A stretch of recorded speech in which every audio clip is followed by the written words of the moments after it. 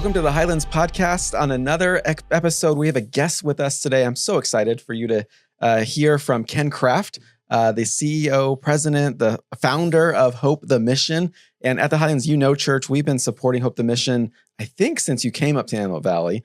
We're an early adopter, I like to say. Yes. And we love what Hope does. And so if you've never heard of Hope the Mission or what they're all about, you're going to enjoy this episode.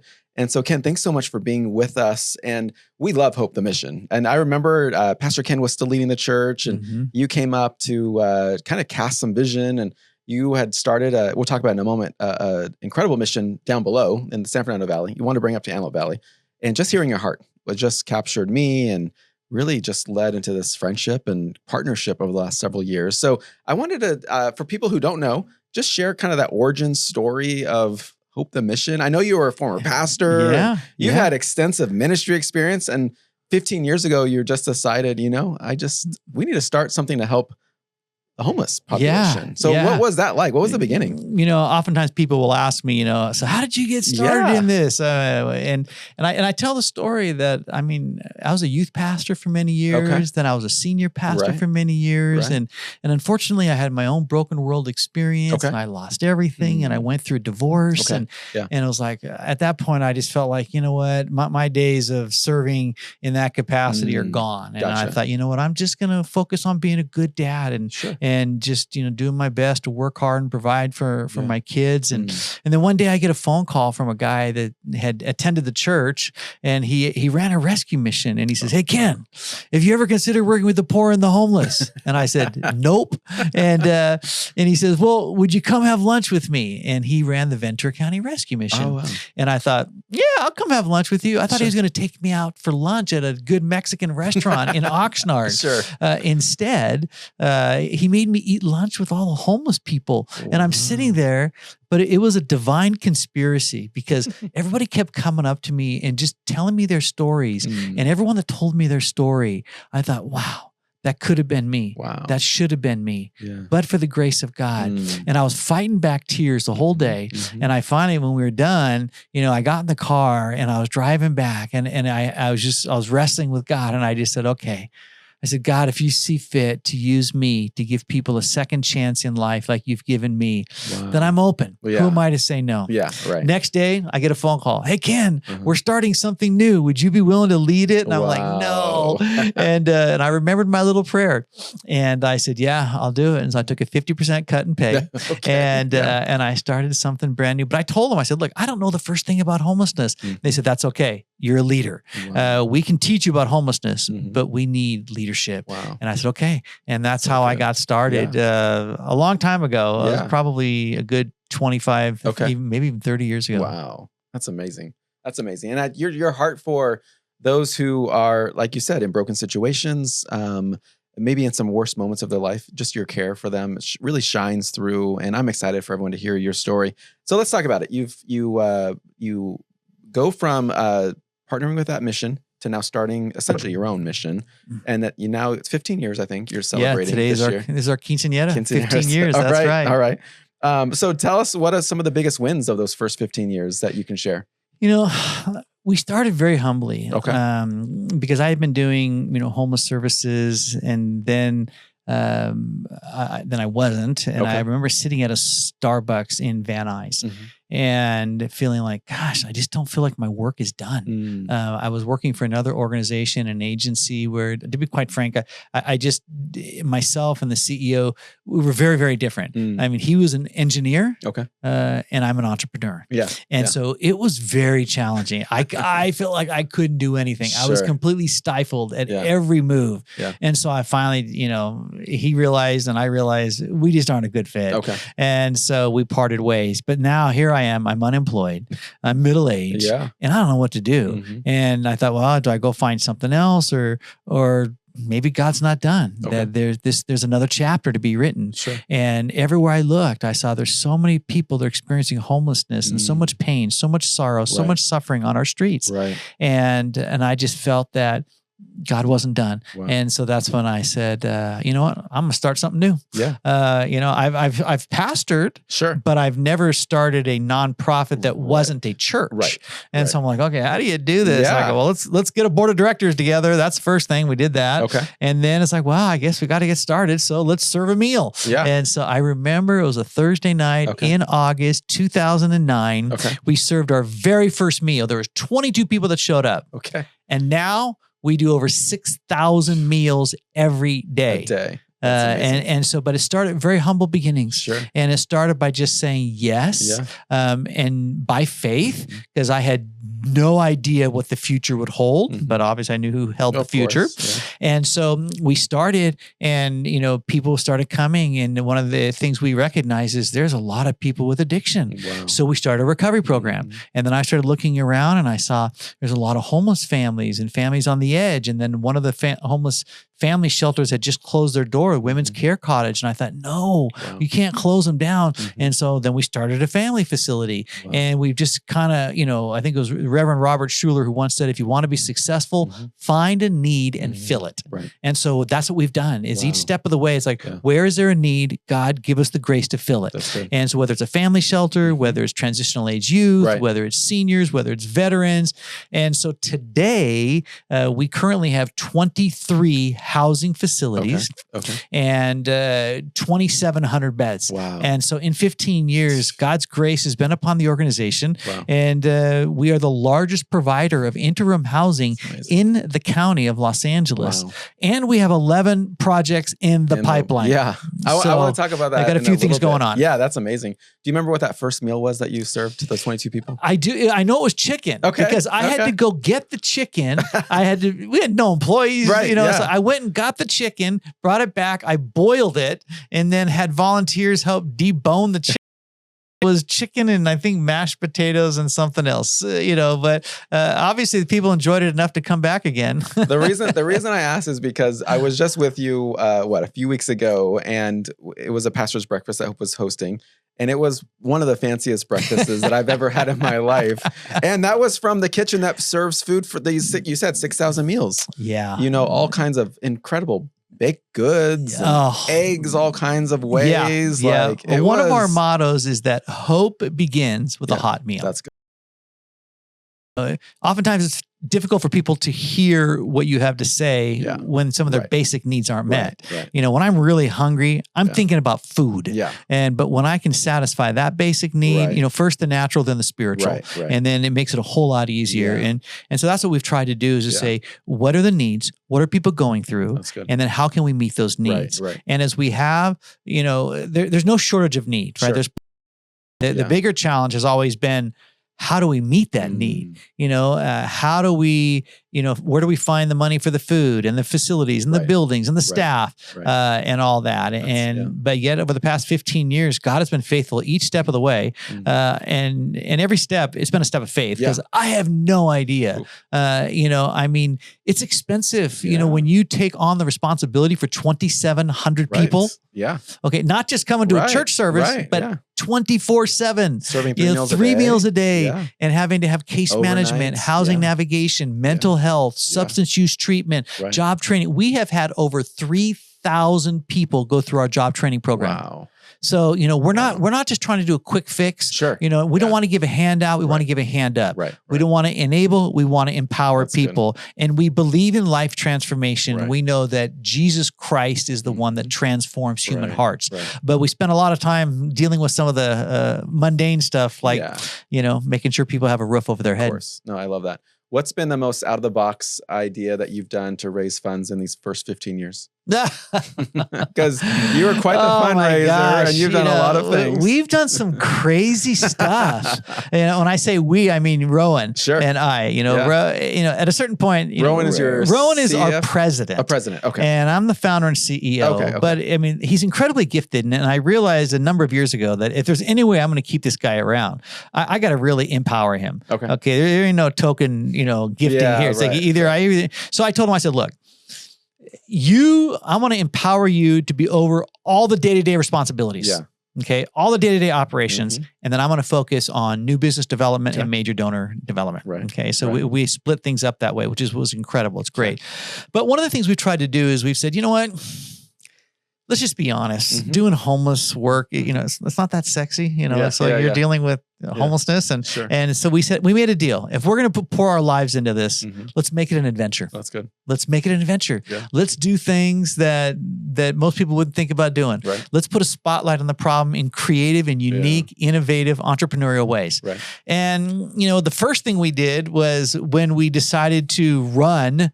We used to run the LA Marathon. That was great, but a lot of people do that. Sure. And we thought, then it was during COVID, and they canceled the LA Marathon, and so we thought, well, let's run from Death Valley back to LA. Okay. And that campaign was, what is it like to go from your lowest place in life, Death Valley, the low point in the continental United States, back to a place called Hope. Okay. And that's homelessness, back to a place called Hope. Right. And so as we ran, and we even ran through the Antelope Valley, I'll never forget, that one was 300 miles. Ran 300 miles. It snowed on us. Yeah. It was cold down the 395. That one, I think it was about a month. Okay. Yeah. Okay. And so in running that one, we highlighted, what is that struggle to go from that place of brokenness back to a place of healing. Yeah. And that worked. Okay. We raised about $300,000. Yeah. The next year we said, you know what? Let's try it again. Yeah. Let's run from Vegas. It's further. And that's 350 miles. Wow. And so we went out there, and the Stratosphere was our partner, and the Strat. Mm-hmm. And so we jumped off the Strat. It's 108 stories high. We jumped off like Superman. Jumped off, and then it catches you at the bottom. We ran into the casino. I pushed in all the poker chips, and I looked in the camera and I said, we are all in for housing. And that was our all-in campaign. Then we went out to the strip. You still have that pastor in you where you're just still cheesy. So exactly. We're all in. Okay. Oh yeah, all in. You can't take the pastor out. That's right. And so we went out to the strip, and we had a police escort in front, a fire escort behind us. Okay. We ran all the way down the strip. And then they peeled off at the end. Then we ran to Prim. And then since you can't run on the 15, we had to run up and over the Mojave Preserve all the way to the 40 and then Route 66 back. I was 350 miles, and we raised about $350,000. So that was pretty cool. So we did that. Another time we spent a week living on the streets. Yeah. You shared about that with the church. Yeah, that was powerful. 100 hours, I think. Yes, 100 hours. Wow. And that was powerful. Another time we spent another week living in a car. We wanted to put a spotlight on what is it like to live in a car, because there's generally 16,000 people in Los Angeles that are homeless living in cars. Wow. Another time we knew we were going to purchase this motel on Alvarado and 3rd near downtown LA, but honestly, it was a prostitution and drug hotel. Okay. And we thought, okay, you know what, let's put a spotlight on it, because oftentimes families, this is the final backstop before they're homeless on the streets. Sure. What is it like to sleep in one of these places? Wow. Oh my gosh, that was like really crazy. I saw things I'll never unsee. Yeah. And it just broke my heart to think that kids would ever have to spend the night in this kind of environment. Yeah, right. Then, and there's been many other things, but this past year we said, hey, homelessness is not just an LA problem, it's a national problem. Right. So let's put a spotlight on the national problem of homelessness. How do we do that? Okay. And we came up with an idea. I don't know, let's just ride our bikes across America. And so neither one of us are cyclists, but we went out and bought bikes and we trained a little bit. And then we started at the Santa Monica Pier and took off riding. Wow. And I remember, we had to go up and over the Southern Rockies, had to go up and over the Appalachians and the Ozarks. And we made it all the way back there. I got pneumonia going over in New Mexico. I fell and cracked my ribs, but kept going in St. Louis. Wow. But it was powerful. And we saw across America, we heard stories of people with lived experience and people that were making a difference. And we're actually doing a documentary called The Ride. Yeah. And it's Causes, Consequence, and Cures of Homelessness Across America. And so we've done a lot of crazy things. Yeah. Constantly, we are raising money because it does cost money. Right. And so we've tried to do it in creative, innovative ways. Yeah. Even in our, Alex Trebek, you're familiar with Alex, Alex Trebek from Jeopardy. Right. So when he'd given us a significant amount of money to open up the Trebek Center, but the major donor wall looks like a Jeopardy wall. And we had the very gentleman who built all the Jeopardy walls the last 30 years, build a final Jeopardy wall for Alex. I love that. So trying to be innovative and creative. Yeah. I think the next thing that's coming up is Rowan and I are going to do something before the end of the year, and that's going to shave it or save it. And and people are going to be able to vote with their dollars, whether we shave our heads or whether we get to keep our hair, and it's all for fun, but it grows back. It does. But it's, we're raising money for homelessness along the way. Well, you rode bikes, you ran all kinds of, I have your next idea. You should swim from Alaska to San Diego. I hate cold water. I hate cold water. That way you just do the whole triathlon in one. Just do all that stuff. What have been some struggles though over the last 15 years since you've gotten started? I think some of the staffing sometimes can be a struggle. Okay. There's not like this huge pool of individuals that have done this work that you can draw from. That's true. So we have to oftentimes hire people and then train them. Yeah. So we do have an accelerator program really designed to empower people to move into this space. Okay. Finances it's just always a constantly challenge. I mean, same like with churches, especially as a church, you want to grow and expand. Right. It takes money. Yeah, it does. And it takes faith, and you got to trust God. And I've just discovered that over the many, many years that, God expects you to live by faith. Mm-hmm. The river, Jordan wasn't parted until they stepped into it. Right. If they were going to stand on the sideline, well, we're going to wait until it parts. It wouldn't have parted. That's true. And, God says, go for it. That's good. Get out there. And so, doing that. I think some of the other challenges we face is not everybody appreciates the work we do. Okay. We move into areas and communities, and we're really excited to be there. And they're like, "Why are you coming here? Get out of here." Yeah. The NIMBYism is real. Sure. They don't want it in their backyard, right. and so sometimes we have to overcome false ideas of what homelessness is really all about, and a lot of fear. And I get it. I understand. Sure. Because a lot of people have been maybe scared by someone who's homeless, who maybe have a mental health break, and so they think that all homelessness is like that. Yeah. So I think kind of rewriting the narrative on what it is, and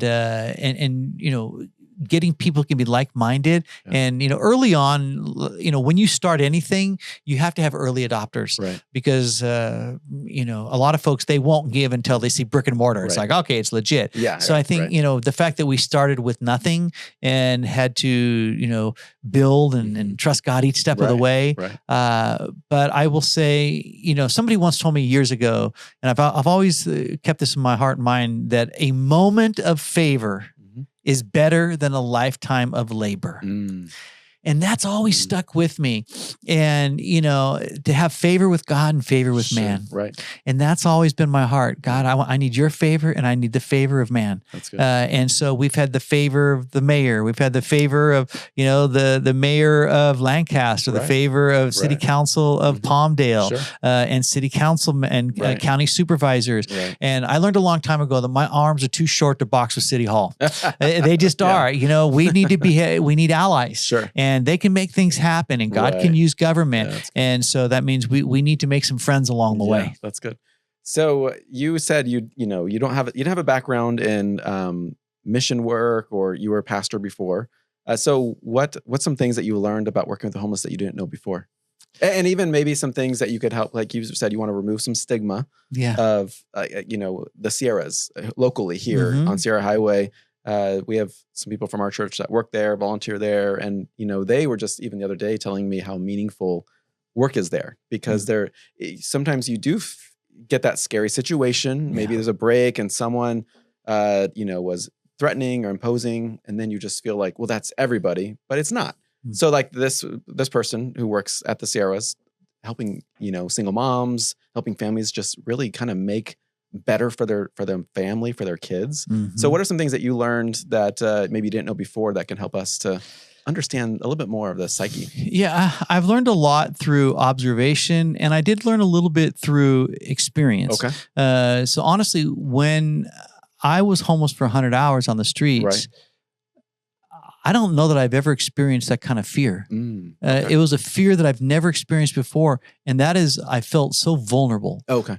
When you don't have a locking door Wow. and walls Yeah. and a roof, Yeah. and anybody would have access to you, Yeah. it's really hard to sleep at night. Yeah. And we did a mental health assessment before and after, Okay. and the mental decline over 1 week Mhm. was significant in me. Because if you're not sleeping at night, then you're not very functional in the day. And then I'm like, a lot of times people say, well, just go get a job. I could not have held down a job Wow. the week I was homeless. Yeah. Because first of all, where am I going to store? I had to beg Yeah. money to even get a sleeping bag. And it was so cold, I can't lose that sleeping bag or I'll Right. freeze at night. Right. And so I have to keep my possessions close to me. Right. I didn't have any money. Right. And so I experienced the humiliation of Wow. begging for food. Okay. And that's what I wanted. I wanted to see, what is this really like? Wow. And I would ask people for food, and you know, they would just walk away. They would shun me. They would leave. You know, and I was actually kicked out of a shopping center for no other reason. The fact that I looked homeless. Wow. And so I experienced discrimination, and I realized at times all I wanted was someone just to treat me normal. Yeah. You know, just say hi. Wow. I would sit when I'd go into a restaurant and just sit because it was warm in there. People would get up and move away from me. And I'm thinking, they have no idea Sure. that I'm not even homeless. Right. Right. You know, let alone those who, and if you experience that for any period of time, you know, after a while, you start to feel invisible, and it affects your self-esteem, your self-worth, and you don't even care about yourself anymore. Right. And so my takeaway on that is, honestly, if anyone living on the streets for any period of time, it's nearly impossible to stay sober, Right. sane, and safe living on the streets. Wow. And so we've got to bring people indoors. And, you know, we know the longer that people stay on the streets, the worse they get. Okay. And so we need to treat this like an emergency. Sure. And I say that because, you know, God forbid, if there was an earthquake and we had all these buildings that were red tagged, and let's just say in LA County, we had 75,000 people that became homeless because of an emergency. I mean, the governor would declare a state of emergency. Right. The Red Cross would be mobilized. Right. The National Guard would be mobilized. Right. We'd be opening up church facilities, rec centers, gymnasiums, and we'd make sure people were coming inside, they were safe, and they would get the attention they needed. Right. Meanwhile, we have 75,000 people that are homeless on the streets, and we don't act like it's an emergency. Yeah. It's like, oh, we feel bad for them. But if it was a true emergency, we're going to bring people indoors. Wow.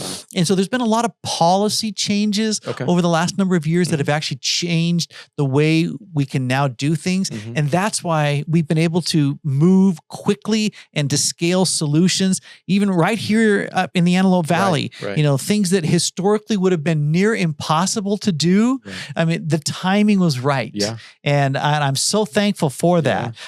You know, when you declare a shelter emergency, it allows you to override certain jurisdictions and local building codes to make things happen quickly. Yeah. And so the family shelter, you know, the Sierras is a byproduct of that. Right. And then we've got a number of other projects that are coming. So you mentioned you have 11, I think you said, in the pipeline. I know they're not all up in the Antelope Valley. How many of those are up in the Antelope Valley? I'm really excited because of those 5 of them are in the Antelope Valley. Okay. Yeah, there are, you know, when I mentioned the 23 that we currently have, all 23 of those are interim housing. Okay. What that means is, you know, you don't have a lease. This is not your permanent home. You're not going to live there. This is, you know, interim housing means you're there temporarily until we can get you into permanent housing. Oh, gotcha. Okay. But the good news is that we have 4 motels in the Antelope Valley we're converting into permanent housing. Permanent housing. 3 of them, you know, the Bon Air, the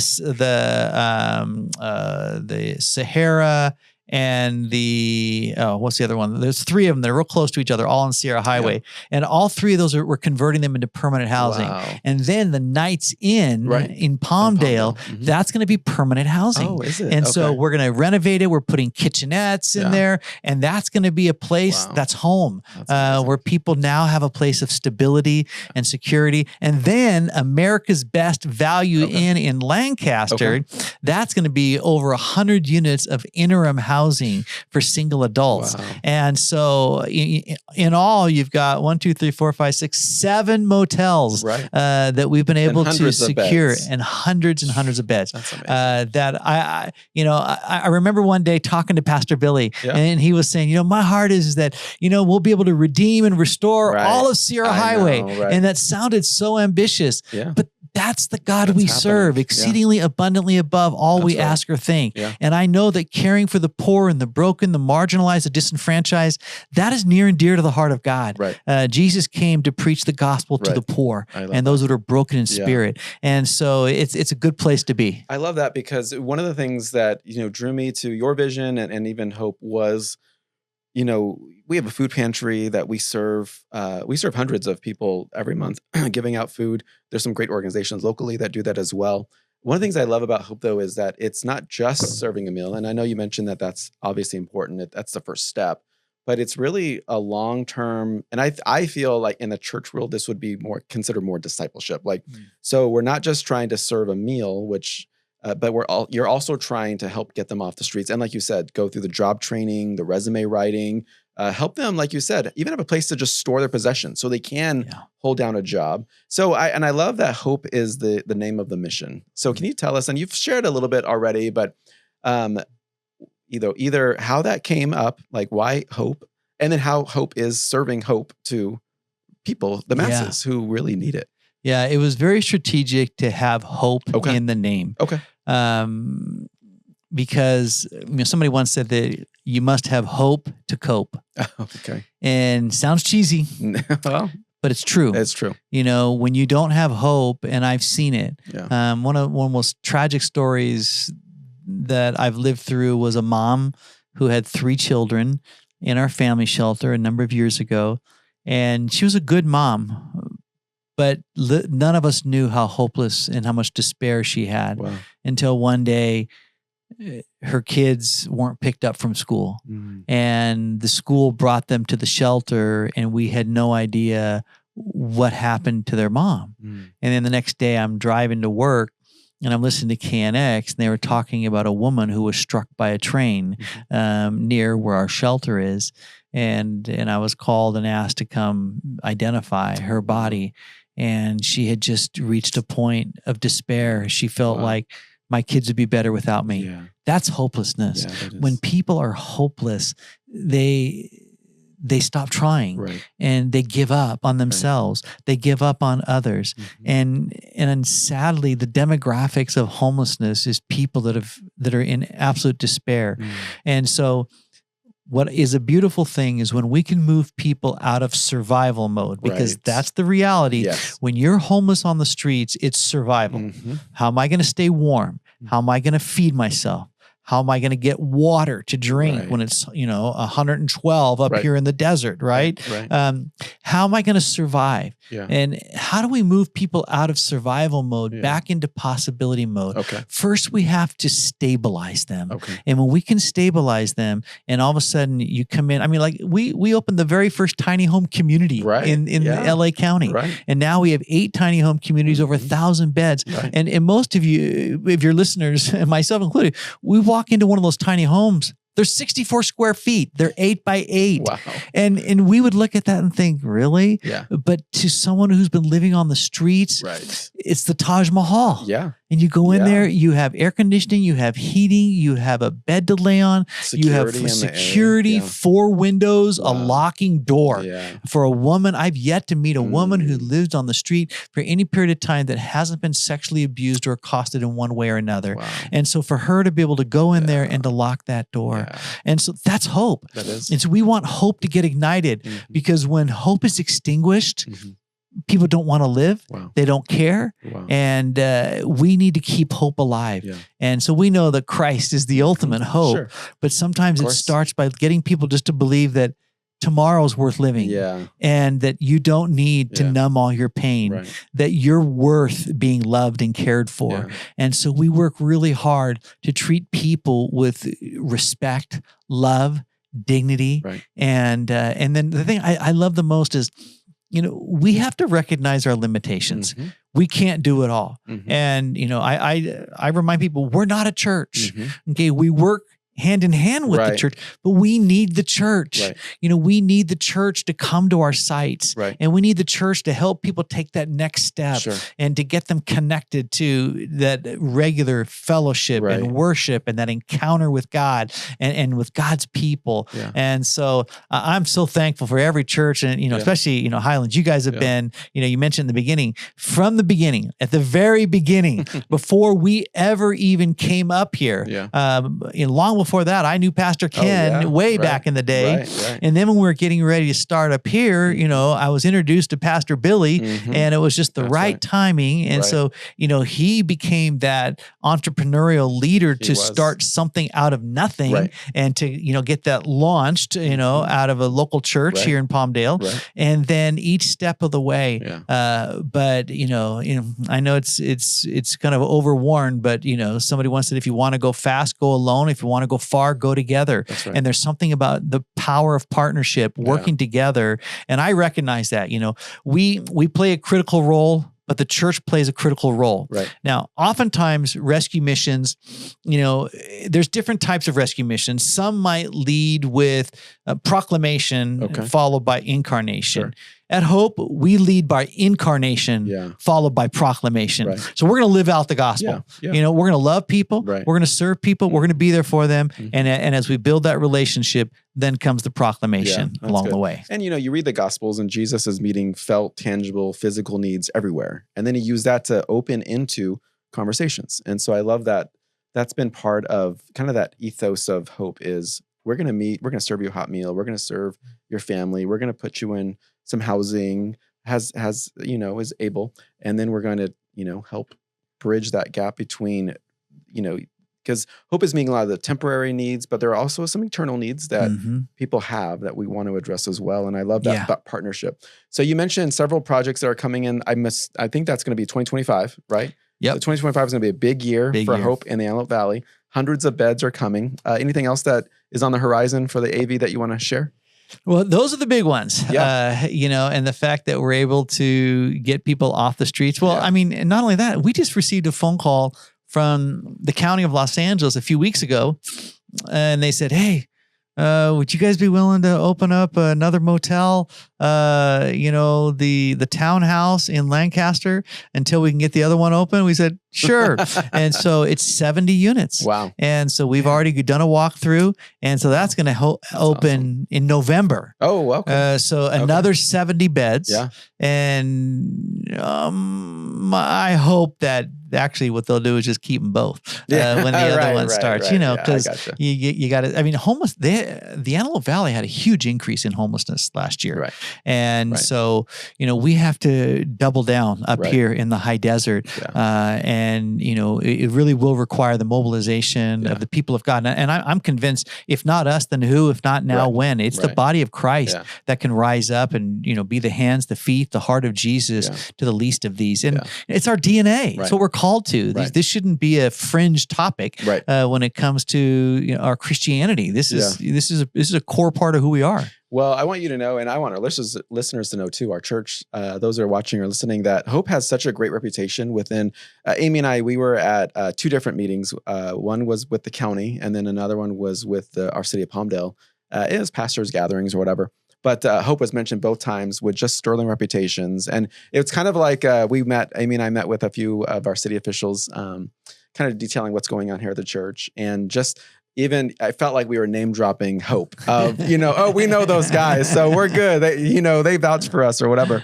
But it was it was just good partnership that, we know you, but we know Hope, like they're solid. So, let's get this done or whatever it was. And even with the county of just, there's a trust there that, you've been able to build up with these last 15 years, that it's been remarkable. And I think you have a sterling reputation with churches, but also in this community who, many who don't know Jesus. And I think that's been really key.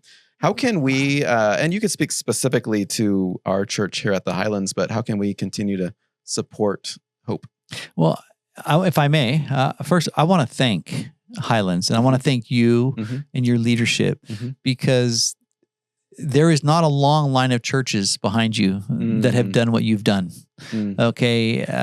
I would that every church would invite me to come and tell the story. Yeah. But that's rare. It's just very, very rare that ever happens. Okay. And so the fact that you've allowed me to come and to speak on poverty and homelessness and hunger, most pastors won't do that. Well, that was a blessing when you came to our service. And, that was it awesome. just doesn't happen. Yeah. And then the fact that you would encourage your congregation to give in that capacity, I mean, that is huge. And I when you're in a healthy church, it's easy to think all churches do that. They don't. Wow. I think having been in the church, as a leader in the church, and then not being, leader in the church, and then being now a leader in a parachurch organization, I have a very unique perspective. Okay. And I can really appreciate healthy churches. Sure. And truly, this is a healthy church that is, yes, concerned about itself, but also about the community at large,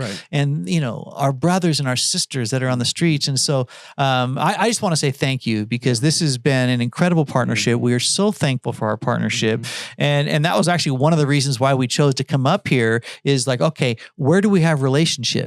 So we always try to look at relationship. So as an agency and as an organization, I mean, we have expanded. I mean, we're now in San Diego, we're in San Bernardino, we're in Victorville, we're in Bakersfield, we're in Thousand Oaks, getting ready to open up. But 2025 is going to be the year of the AV. The year of the AV, and how people can really help us is, and I know oftentimes people say, well, pray for us. I mean it, really pray for us, because there's a lot of forces against us too, that, would really push against us. And I think be a partner, find ways to get involved, whether it's, a sock drive or an underwear drive, or, a food drive, or volunteer at the shelter, and, or special event, or birthday parties for kids. And as we open up the other sites, there'll be just that much more opportunity, and recognize that, the poor and the homeless and those in need are near and dear to the heart of Christ. And, I think when we can care for the least of these, then we're definitely living out our faith in a very tangible, practical, real way. I think that makes it true religion as well. So, Ken, thank you so much for sharing. And we love you. We love Hope. We love what God's been doing through your leadership and the organization. And so it's been a joy for us to partner. We actually consider Hope, we call it the core four of just four organizations that we really strongly partner with. And so we're just so grateful for all that you're doing. So thank you very much for being with us. Thank you. And this is another episode of the Highlands podcast. I hope you enjoyed, and if you would reach out to Hope the Mission, to serve, to give. We wholeheartedly support and endorse this organization. We love what God's doing through them. We thank you to Ken as well. And he's been such a blessing to me and also to our church. And so we can't wait to see what God does through them here in the Antelope Valley next year in 2025. And so we're so excited for that. Well, thanks again for watching. And make sure you share this, like this, subscribe, and share it with a friend who may help who may find some help out of this. And again, Ken, thanks so much for being with us. We'll see you next time on the Highlands podcast.